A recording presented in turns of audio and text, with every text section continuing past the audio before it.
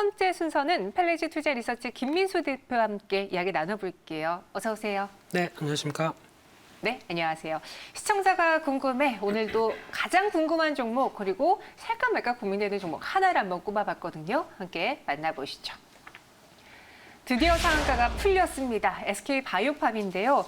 현재 구간에선 또 음봉을 기록하려고 왔다 갔다 하고 있는 상황이에요. 화려한 대비 지금까지의 흐름을 봤을 때는 예상대로였는지 100점 만점에 몇 점 받을 수 있을까요?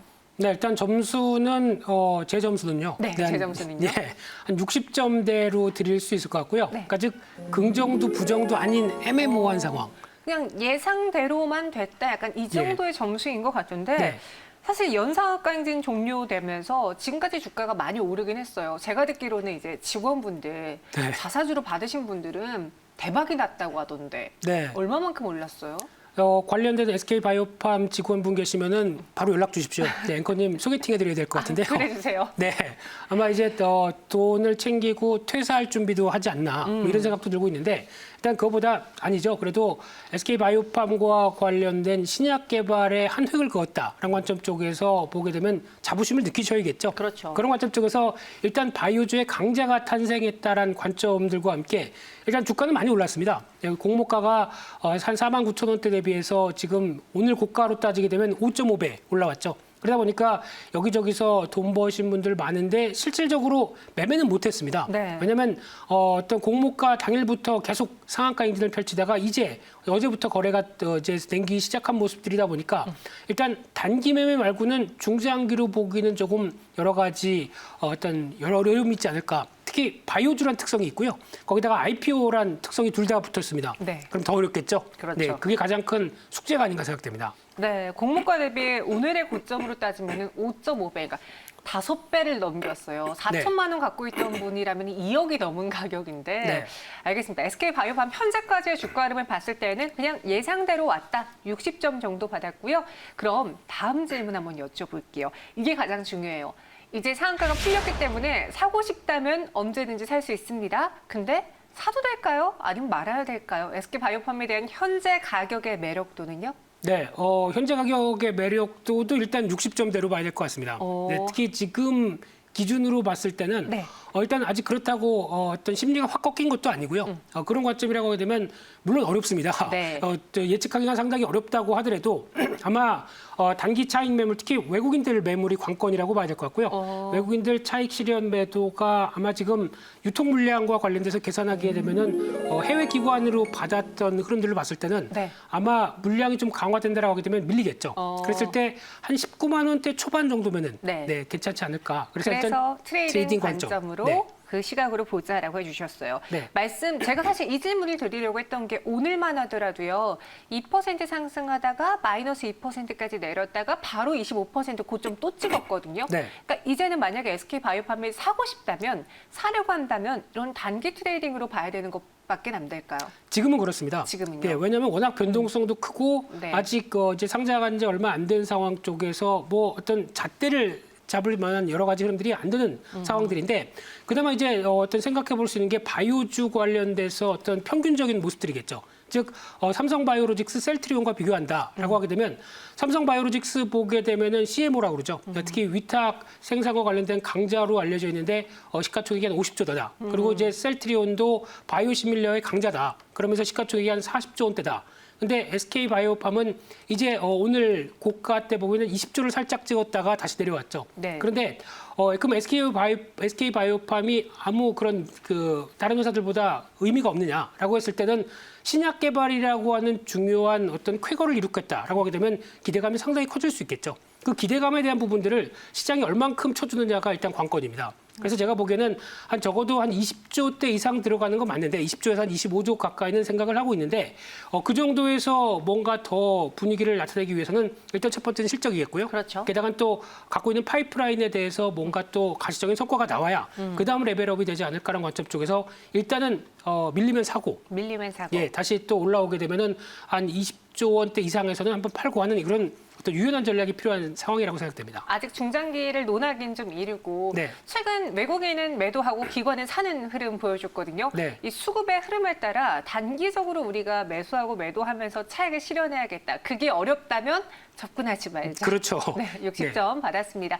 그럼 지금부터 SK바이오팜의 장점과 단점을 속 시원하게 이야기해 볼게요. 처음으로는 장점부터 짚어보겠습니다. SK바이오팜에 최태원 회장의 장녀가 입사했대요. 당시 그렇죠. 왜 SK텔레콤도 아니고 하이닉스도 아니고 이 회사야 좀 의아했는데 다 이유가 있었구나. 그렇죠. 네. 그럼 이 SK바이오팜의 가장 큰 장점에 대해서 한 줄평 코멘트로 어떻게 해줄 수 있을까요? 그럼 회장님 그 자녀분도 사주 받으셨겠네요. 받았겠죠. 대리라고 하던데요, 지금 직함이. 그렇다고 그러면은 또 꽤 짭짤하셨겠네요. 네. 네. 그런 쪽으로 봤었을 때 일단 지금 관련된 보름으로 보게 되면 아무래도 지금 SK바이오팜이 잘하는 거, 잘하는 거. 예, 그쪽에 대한 강점이 있겠다는 쪽이 가장 중요하지 않을까 그렇습니다. 그럼 파이프라인이 가장 큰 장점이다라고 평가하신 거잖아요. 그렇죠. 지금 SK는 그룹 차원에서 이 바이오팜을 키웠어요. 차세대 먹거리 1호로 키우겠다라는 건데 네. 그만큼의 성과가 나왔는지 파이프라인은 많이 보유하고 있어요? 네, 일단 지금 갖고 있는 파이프라인은 이제 두 개는 성공했다고 봐야 되겠죠. FDA 인상. 그렇죠. 네, 네, 승인 먼저 받고. 지금 현재 나오고 있는 게 기존의 수면 장애 치료제죠. 네. 이쪽도 FDA 승인을 하다 보니까 지금 나오는 매출은 이게 답니다. 이게 다예요? 예. 네. 수면 장애 치료제가 단데 이제 이번에 또 승인 받았던 게 이제 뇌전증 치료제 맞아요. 관련돼서 지금 미국 그 제품명으로는 엑스코프리 그리고 세노바메이트라고 하는 쪽이 이제 시장 규모를 보게 되면 전 세계에서 한 7조 원 정도 된다고 합니다. 그 중에서 미국이 한 4조 원대 되고 있는데 그 중에서 이제 미국의 1위 사업자를 보게 되면 빈펫이라는 회사가 있는데 연간 1조 원대 매출을 기록한다고 합니다. 근데 지금 그 약품에 대비해서 SK바이오팜이 보여준 여러 가지 임상실험 결과를 보게 되면 발작 빈도도 30%가 줄고요. 게다가 부작용도 좀 많이 감소시켰다라고 하게 되면 적어도 이쪽에 대해서 한 반 정도는 한번 매출을 뺏어올지 않을까라는 흐름들이고요. 그러면 연매출 5천억 정도 되겠죠. 이쪽에 대한 기대감이 높아지는데 또 글로벌 여러 가지 또 이제 확장되기 시작한다고 하게 되면 가장 중요한 건 또 이제 영업망을 확보해야 되는 거죠. 이런 부분들까지 확보하게 되면 이제 빠른 한 1, 2년 안에 실적에 대한 변화가 크게 나올 수 있겠다는 부분들이 가장 중요하고요. 그 밖에 또 파이프라인을 보게 되면 과민성 대장 증후군, 네, 저도 필요한 것 같습니다만, 네, 이런 쪽과 함께 집중력 장애, 조현병, 파킨슨병까지 아직 뭐 임상 일상 초기 단계다 보니까 기대감은 그렇게 크진 않다고 하더라도 일단 중요한 게 신경계 물질은 또 뇌와 관련된 신경계 물질은 상당히 어려운 분야지 않습니까? 네, 그렇죠. 이쪽에서 뭔가 성과를 냈다는 데 대해서 일단 기대감이 올라가는 건 사실이라고 봐야 될 것 같습니다. 네, 이런 신경계 강점 그리고 지금까지는 하나의 신약에만 매출이 잡혔는데 이제는 FDA 승인 받으면서 또 여기 뇌전증 치료제까지 수입으로 잡힌다면은 더 크지 않겠느냐라고 의견 주셨어요. 그럼 단점도 봐야겠죠. 사실 제가 지금 저희 유튜브 채팅방에다가 SK바이오팜 어떻게 생각하세요? 여러분하고 글을 올렸는데 네. 부정적인 반응이 대부분이에요. 네. SK바이오팜 광고하지 마라. 이제 힘 떨어질 때 됐는데 왜 네. 그러니까 사라는 식으로 말하냐라고 말씀하신 분도 있는데 저희 그러지 않습니다. 단점도 이야기 나눠볼게요. 네. 말풍선 함께 보시죠. 이 부분을 많이 지적해 주셨어요. 2011년 출범 이후 만년 적자예요. 실제로 이 부분에 있어서 한 분은요. SK바이오팜이 시총 17조인데 적자 회사이기 때문에 순위도 없다 지금. 네. 바이오 제약사들 중에서 순위도 없다라고도 이야기해 주셨거든요. 이 단점에 대해서는 어떻게 보세요?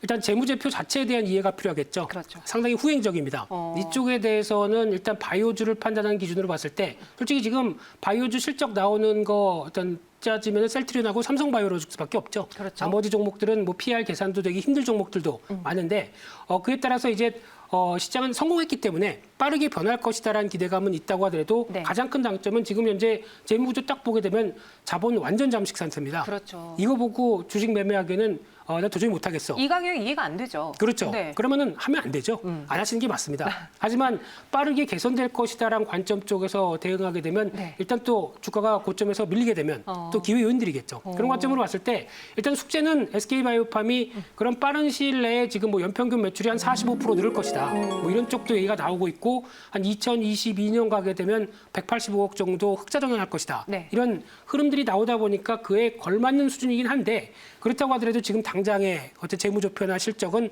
솔직히 시총 뭐 17조대를 설명할 수 없는 그런 단계라고 봐야 되겠죠. 네, 이야기를 다 해주셨네요. 그럼요, 저희 예상 실적 한번 표 보면서 이야기해 볼게요. 올해도요, 적자가 예상되고 있고요. 한 2023년에 185억 원으로 흑자 전환할 것이다. 그러니까 당장 올해도 아니고 내년도 아니고 2023년도 예상되고 있고요. 2030년에는 8,388억 원의 흑자를 예상하고 있습니다. 아직도 좀 갈 길이 멀어 보이기 때문에 지금 뇌전증 치료제 시총 1위 기업도요. 쭉 내려와 봤을 때 SK바이오팜이 그 순위권에 없는데 벌써 이 가격이 이해가 안 간다라는 네. 의견이잖아요. 네. 그래도 후행적이기 때문에 우리가 지금 제약바이오는 좀 재무제표를 다르게 봐야 된다라는 이런 의견이신 거죠? 네, 일단 가장 중요한 게 아마 매출액 변화부터 나와야 됩니다. 이런 회사 같은 경우는 일단 거의 뭐 아무것도 없던 회사에서 매출액 자체가 올라오기 시작하면서 그에 따라서 이제 수익성이 바뀌는 부분까지 확인한다라고 하게 되면 아마 내년 정도라고 봐야 될 것 같습니다. 내년에 지금 예측하기로는 이제 뇌전증 치료제를 통해서 한 2천억대 이상 매출액이 가시화됐느냐 이 부분이 가장 첫 단계라고 봐야 될 것 같고요. 그렇게 되기 시작하게 되면은 변화 요인들은 있는데 근데 또 당장 내일도 모르겠는데 내년까지 또 그러다 보니까 약간 좀 불안감은 있을 수도 있는 단계죠. 네. 그런 쪽에 대한 포인트가 아무래도 앞으로에 대한 미래를 보고 주가를 지금 움직이느냐 아니면 별로 지금 재무 구조 가지고는 난 못하겠다. 그럼 손을 떼느냐 이 차이라고 봐야 되겠죠. 네, 네. 알겠습니다. SK바이오팜 이렇게 장점과 단점도 분석을 했어요. 그러면은 또 궁금한 것. 네. 1년 뒤에 SK바이오팜의 주가는 어떤 모습일까요? 지금은 당장 관심을 받고 그 IPO 대여로 꼽혔기 때문에 이 정도 올랐는데 어느 정도 시장의 관심에서 좀 사라졌을 때 또 그동안의 보호 예수 물량으로 잡혀있던 게 풀렸을 때 네. 그때 SK바이오팜의 주가는 어떨지 이에 대한 코멘트는요? 이걸 맞추는 게 쉬울까요? 아니면 1년 뒤에 앵커님이 결혼하는 게 빠를까요? 아, 이거 맞추는 게 쉬울 것 같은데요? 그런가요? 네, 네. 알겠습니다. 그런 측면으로 봤을 때는 저는 네. 더 어려운데요. 네, 그 관련해서 네. 솔직히 어렵습니다. 바이오주에 대한 성격이 그렇죠, 있다 어렵죠. 보니까 맞아요. 어렵다고 하는 쪽에서 봤을 때 네. 일단 가장 중요한 거는 바이오주에 대한 밸류겠죠. 밸류. 지금 주어지고 있는 솔직히 삼성바이오로직스 실적이 나온다고 하더라도 뭐 PR 뭐 100배 수준, 네. 뭐 셀트리온도 마찬가지 그런 고밸류의 흐름들을 맞아요. 얼만큼 시장이 1년 뒤에도 그대로 유지를 해주느냐 그 부분들이 가장 큰 관건이라고 봐야 될 것 같고요. 네. 그런 쪽에서 또 이제 1년 뒤면은 보호 예수도 풀리겠죠. 그와 함께 또 단기적으로 보게 되면 블록딜도 나올 테고. 블록딜도 나올 거고요. 그런 쪽으로 봤을 때 아마 SK가 보유하고 있는 지분 그대로를 다 안 갖고 갈 것 같습니다. 왜냐하면 이를 또 블록딜을 통해서 현금화를 한 다음에 네. 그에 따라서 또 SK바이오팜의 자금을 계속 또 어떤 연구 개발할 수 있는 자금들을 확보할 가능성이 높다라는 쪽으로 보게 되면 네. 약간 오버행 이슈는 좀 남아있다고 봐야 되겠죠. 이런 쪽도 수급 관련해서 중요하게 봐야 될 변화라고 봐야 될 것 같고요. 네. 단기적으로는 외국인들입니다. 외국인들의 수급이 일단 그동안 차익 매물 쪽으로 강하게 나오면은 당연히 주가는 조정받겠죠. 네. 이 부분이 가장 중요한 포인트라고 보셔야 될 것 같습니다. 네. 애매하게 말씀하셨어요. 사실 답하기 어렵죠. 1년 뒤 주가가 18만 원입니다. 20만 원입니다. 딱 말하면은 제가 사기꾼입니다. 그렇죠, 그러면. 그렇죠, 네. 그렇죠. 그래서 말하기는 어려운데 그럼 지금보다 훨씬 더 점프업된 가격일까, 한 요 정도 수준일까, 이보다 떨어질까 이런 구간으로만 말씀해 주신다면요? 제가 보기에는 그런 흐름들도 좀 애매하고요. 네, 적어도 네. 지금 이 기준이라고 하게 되면 그래도 네. 신약 개발에 대한 성공 기대감으로 하게 되면 시가총액 10조 원대는 이하로는 내려가지 않을 것이다라고 네. 생각하고 있고요. 그 어떤 또 여러 가지 수급적인 등락에 따라서 뭐 20조대에서 10조대에는 왔다 갔다 하게 되겠는데 네. 너무 격차가 큰가요? 네. 그런 상황이라고 하더라도 네. 그래도 어떤 기본적인 체력은 유지할 것이다라는 관점 쪽에서 10조 원대 안쪽의 동향까지는 내년까지는 좀 볼 수 있지 않을까 생각됩니다. 네. 카람킹님은 1년 뒤에 한 13만 원에서 18만 원 사이에서 놀 것 같다. 그리고 아르페지오는 저걸 누가 맞추나. 맞아요. 저희가 좀 어려운 질문 드리긴 했어요. 하지만 네. SK바이오팜에 대해서 한 시총 10조 원대 이상은 유지할 가능성이 있고 지금 구간에서는 중장기는 말고 단기적으로만. 네, 단기적으로만 대응하는 게 좋을 것 같고요. 네. 말씀하셨듯이 저도 어제 잠깐 샀다가 바로 팔아봤습니다. 오, 잘하셨네요. 네, 매매를 길게 못 하겠습니다. 그래서 똑같이 만약에 이제 최근에 올라갔던 상승에 대한 피로감이 약간 있기 때문에 네. 제 기준으로 한 19만 원대 밑으로 내려온다라고 하게 되면 장중에도 한번 살짝 샀다가 네. 또 단타 정도만 하고 일단 또 좀 빠져나오고 하는 정도로만 일단 단기적으로 이용할 걸로 보여지고 있습니다. 네, SK바이오팜 여기서 한번 마무리해 보도록 할게요. 단기적인 트레이딩 관점 내가 가능하다, 자신이 있다 하시는 분들은 접근해 보시고요. 그렇게 어렵다면은 그냥 떠나 보내주세요. 저희는 김미수 대표와 함께했습니다. 오늘 말씀 고맙습니다. 감사합니다.